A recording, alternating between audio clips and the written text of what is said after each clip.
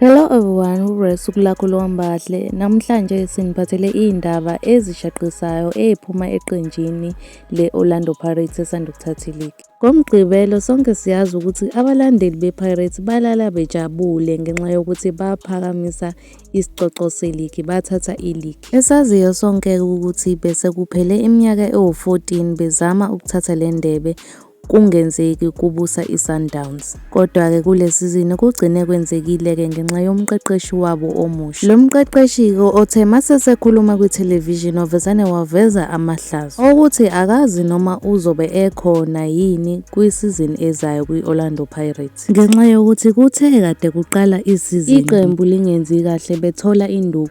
Yilapho-ke abalandeli be-Pirates abamjikela khona besho lokhu nalokhu bethi akahambe, ayikho lento ayizelela, ayikho into ayenzayo. Uthi-ke ucoach Wadu waze wafikelwa ukuthi atshele abaphathi bakhe abamphethe ukuthi bayotshela abaphathi be-Pirates ukuthi ucela ukuresigna ngaphandle kwenkokhelo.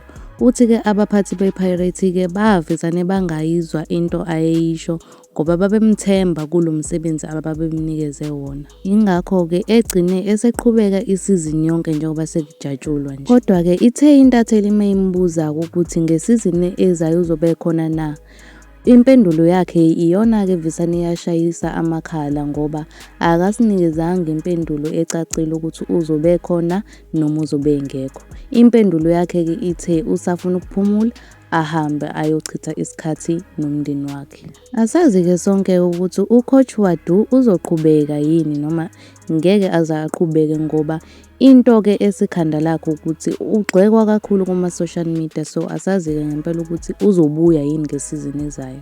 So-ke siyilandeleke ukuthi iyophelelaphi indaba yakhe-ke ucoach Wadu. But-ke okwamanje siyivala la ividiyo yanamhlanje sibeka onqi. I really hope you enjoyed ividiyo yanamhlanje. If you enjoyed it, make sure ukuthi smash lo like button, uphinde smash nalo subscribe button, and mina-ke I will see you in the next video. Bye. Ungakhohlwa na ucomment down below umbono wakho, but anyways-ke bye.